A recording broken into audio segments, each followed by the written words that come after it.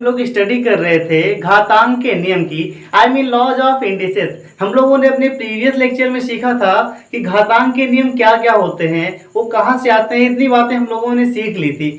तो इतनी ही बात जानना हमारे लिए एनफ नहीं है कि घातांक के नियम कौन कौन से हैं और क्या हैं, उनको यूज कैसे करना है, उनका अनुप्रयोग कैसे करना है, मीन उनके एप्लीकेशंस क्या है, उनकी फंक्शनिंग क्या है, ये जानना इंपॉर्टेंट है कि उनका यूज कैसे करते हैं फॉर न्यूमेरिकल सॉल्विंग, है ना।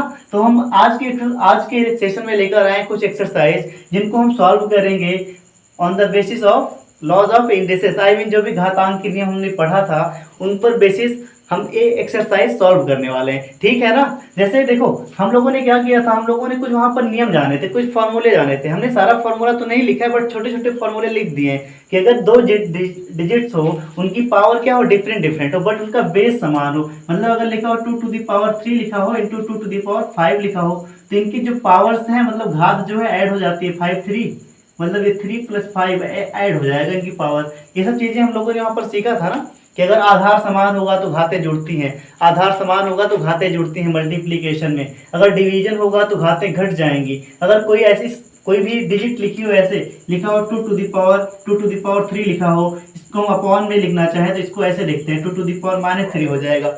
ये सब कॉन्सेप्ट आप जानो, अभी काम आने वाला है, ठीक है। इसको ऐसे लिखते हैं, या कहीं पर लिखा हो 2⁻³ लिखा होता तो इसको ऐसे लिख देते 2⁻³ लिख देंगे, ठीक है ना। या कहीं पर सपोज ऐसे लिखा हो 2⁻³ इंटू 2 लिखा हो तो घातों का क्या हो जाता है, मल्टीप्लाई हो जाता है। घातों का क्या होता है, घातों का गुणा हो जाता है। घातों का क्या होगा बच्चा, घातों का गुणा हो जाएगा।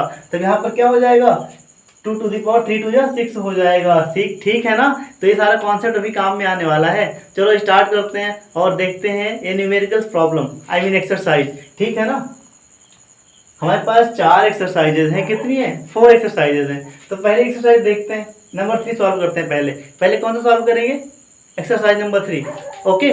तो चलो स्टार्ट करते हैं भाई। एक्सरसाइज नंबर 3 कौन सी है, यहाँ पर लिखा है देखो एक्सरसाइज नंबर 3 है 2a³ b into 12d² c² d into में 6ab³ c d⁴ सॉल्व करते हैं इसको। देखो हमें क्या करना है, जो भी समान टर्म है उनको एक साथ कर लेना है, समान पदों को एक साथ रखना है। जितनी डिजिट्स हैं उनको एक साथ कर लो, 2 इंटू 12 इंटू 6 एक साथ कर लो।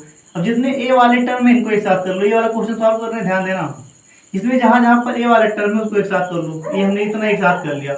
अब ए वाला टर्म कर लो एक साथ। ए कितना है, पहले में a³ है, दूसरे वाले टर्म में ए है नहीं है, तीसरे में ए है, एक ए है, एक साथ हो गया।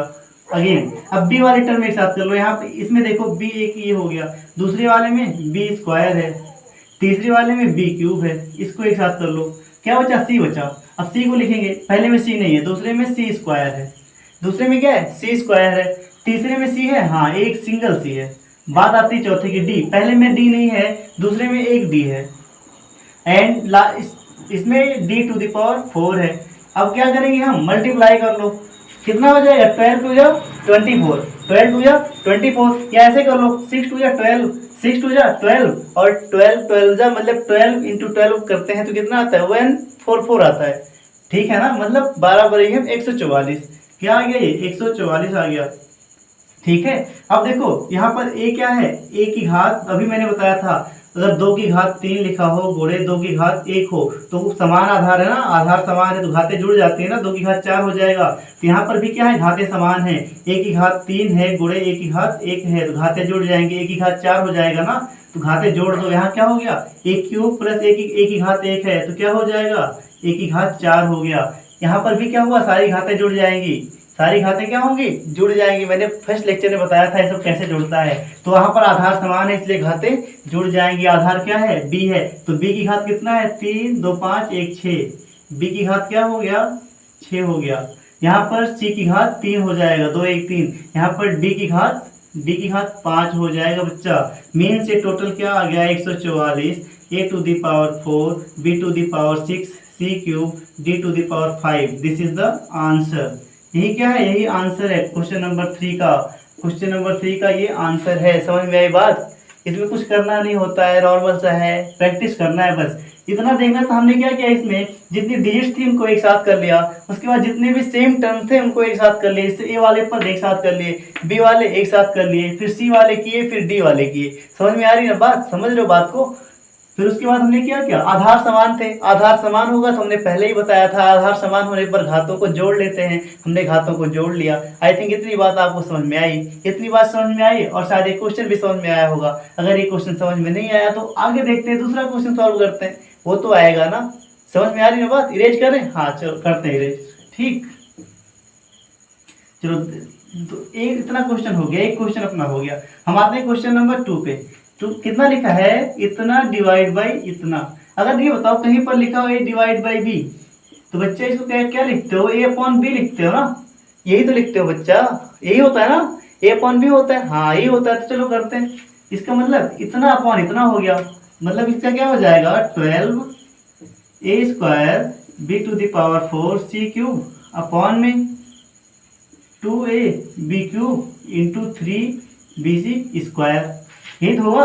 अब इसको क्या लिख सकते हैं, इसको आगे ऐसे आगे कर लो, क्या हो जाएगा, 12a square B to the power 4 C cube upon में 2a, मल्टीप्लाई कर लो यहाँ पे नीचे, 3 2 जा 6, ए एक ही है, ए बी यहाँ पर देखो बी क्यूब है, इस बी क्यूब का मल्टीप्लाई बी में करोगे कितना आएगा, बी टू द पावर 4 हो जाएगा, बी की घात 4 हो गया, यहाँ पर हो गया सी स्क्वायर, क्या हो गया, सी स्क्वायर हो गया। अब देखो क्या होगा, 6 2 जा 12, एक ए से एक, देखो एक ए से एक ए गया, एक ए से यहाँ पर 2 ए था ना, एक ए गया, बी टू द पावर 4 से बी टू द पावर 4 गया, सी टू द पावर 2 से ए गया, यहाँ पर एक सी बचा। या इसको ऐसे सॉल्व करो, इसको देखो एक तरीके से सॉल्व कर लो, आप लिखो ऐसे 12 लिख लो, इसको गुड़े ए कर लो, बी है बी गुड़े बी गुड़े बी गुड़े बी, सी 3 बार है उसको लिख लो, ठीक, अपॉन इसको कर लो नीचे, 3 2 जा 6 हो गया, 6 हो गया, into a into b to the power 4 था, b into b into b into b into c, 6 2 जा 12, एक ही से एक ही गया, 4 भी था से 4 भी था, 4 भी गया, 2 सी से 2 सी गया। देखना ऊपर क्या बचा, नीचे सब कट गया, ऊपर बचा ये 2 बचा, यहाँ पर ए बचा, यहाँ पर सी बचा लास्ट में। आंसर क्या आया, मीन दूसरे क्वेश्चन का आंसर क्या आया, दूसरे क्वेश्चन का आंसर 2ac आया। समझ में आई बात, इसमें कुछ नहीं करना था, बस सॉल्व करना है, वैल्यू रखो, डिवाइड करो, कट पिट करते जाओ, आंसर लेते जाओ, आगे बढ़े ना, आगे बढ़ा जाए। चलो बढ़ते हैं, स्क्रीनशॉट लेना हो तो खटाक चलो बढ़ते आगे, ठीक। चलो इसके बाद हमने तीसरा क्वेश्चन सॉल्व कर लिया, दूसरा कर लिया, अब हम करने वाले हैं क्वेश्चन नंबर फर्स्ट सॉल्व करेंगे। कौन सा सॉल्व करेंगे, क्वेश्चन नंबर फर्स्ट देखते हैं। ये भी डिवाइड वाला है, इसमें भी डिवीजन करना है, क्या करना है, डिवाइड करना है, कर दो डिवाइड भाई, इतने को इससे डिवाइड करना है, इतने को ये वाली संख्या को ए को बी से डिवाइड करना है, तो करते हैं। 18 a to the power 4 b cube c to the power 4 upon 3 a to the power 7 b to the power 6 into c to the power 2। चलो इसमें फॉर्मूला आगे करते हैं, इसको ऐसे लिख लो, इस देखो मल्टीप्लाई में ऐसे लिख सकते हैं, हम इसको लिख सकते हैं 18/3 लिख सकते हैं, ठीक, इंटू लिख सकते हैं a to the power 5 upon a to the power 7 लिख सकते हैं, ठीक। हम इसको लिख सकते हैं बी क्यूब अपॉन में बी टू द पावर 6 लिख सकते हैं, again C to the power 4 upon में सी स्क्वायर लिख सकते हैं। मल्टीप्लाई में हम इतनी चीज़ें लिख सकते हैं, ठीक है, मल्टीप्लाई अगर होगा तो हम ऐसे इसको लिख सकते हैं। अब क्या होगा, 3 6 3 6 18, कितना आ गया, 6 आ गया।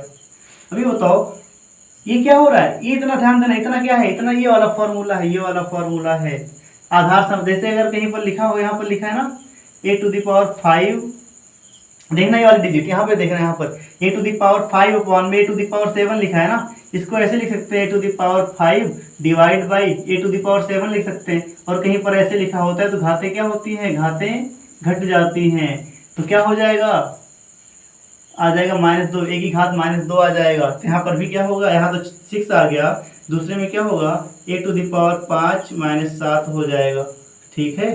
तीसरे में बी क्यूब माइनस 6 हो जाएगा, चौथे में हो जाएगा सी टू द पावर 4 माइनस 2 हो जाएगा। आगे सॉल्व करते जाओ, सॉल्व करते जाओ, क्या होगा 6 यहाँ आ जाएगा a to the power minus 2, b to the power minus 3, c to the power 2, मतलब सी स्क्वायर आ रहा है। क्या आ रहा है? सी स्क्वायर आ रहा है। अब हम देखो, हमने अभी भी बताया था, वहां पर बताया था कहीं पर अगर ऐसे लिखा हो एक ही घात, हमने बोला था एक ही घात माइनस 1 लिखा हो, इसको ऐसे लिखते हैं, इसको लिख देंगे एक ही घात 1, या कहीं पर लिखा हो एक ही घात माइनस 1 तो इस संख्या को ऐसे लिख सकते हैं। ठीक है, ऐसे लिख सकते हैं। तो यहाँ पर भी इसको कर सकते हैं हम। अगर कहीं पर ऐसे लिखा हो, सपोज कर लो, सपोज लिखा होता कहीं पर ए टू दी पावर माइनस 2, इसको ऐसे लिखते तो नीचे हो जाता 1/2, ए टू दी पावर मतलब 2 हो जाता, प्लस हो जाता। कहीं लिखा होता, देखो b की घात माइनस 3 लिखा है तो 1/b की घात 3 हो जाएगा। ठीक है ना, समझ रहे हो बात को? तो वही यहाँ पे कर दें, ये आ जाएगा 6। और हम इसको a को क्या लिख सकते हैं, इसको लिख सकते हैं ए स्क्वायर, b को लिख सकते हैं 1/b क्यूब इंटू सी स्क्वायर। कुल मिला के अपना आंसर आ जाएगा 6 सी स्क्वायर अपॉन ए स्क्वायर बी क्यूब। ये अपना हो गया पहले क्वेश्चन का आंसर। ये क्या हो गया? पहले क्वेश्चन का आंसर हो गया। अगर स्क्रीनशॉट लेना हो तो इतना ले लो, फिर हम नेक्स्ट क्वेश्चन सॉल्व करते हैं। ठीक है ना, इतना समझ में आया? आगे बढ़े, चलो बढ़ते हैं। ठीक है, अगर नहीं आ रहा होगा भाई समझ में तो कमेंट सेक्शन में आप कमेंट कर सकते हो। ठीक है, देखो अब हम क्वेश्चन नंबर नेक्स्ट सॉल्व करेंगे। क्वेश्चन नंबर ये 4 नंबर है, क्वेश्चन नंबर 4 सॉल्व करने वाले हैं। चलो करते हैं सॉल्व। जो 4 नंबर क्वेश्चन है यहाँ पर राइट डाउन करते हैं, क्या लिखा है देखो भाई।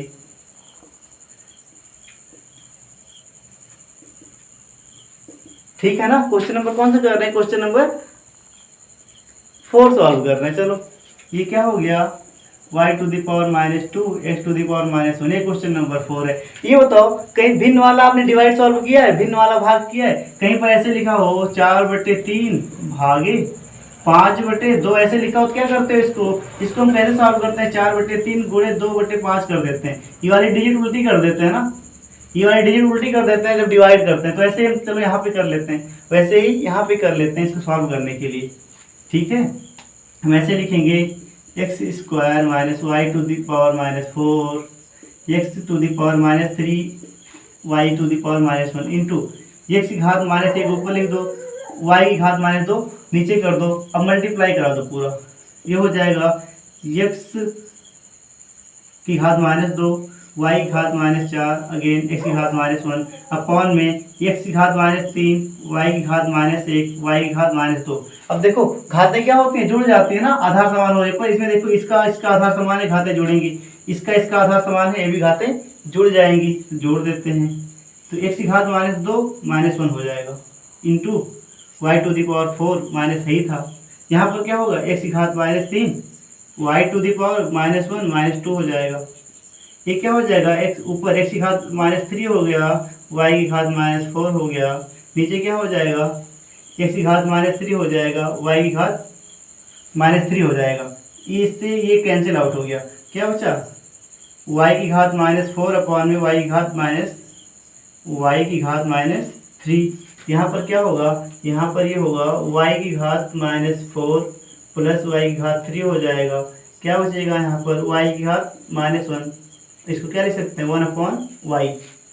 ठीक है, आई थिंक बात आपको समझ में आई होगी। इसको हम लिख सकते हैं ना 1/y लिख सकते हैं, इसको यहाँ पर 1/y कर सकते हैं। आई थिंक आपको बात समझ में आई। अगर आपको बात समझ में आती है, इतने क्वेश्चन समझ में आते हैं तो अच्छी बात है। अगर नहीं आता है तो आप अपना क्वेश्चन सेंड कर सकते हो कमेंट सेक्शन में। ठीक है ना।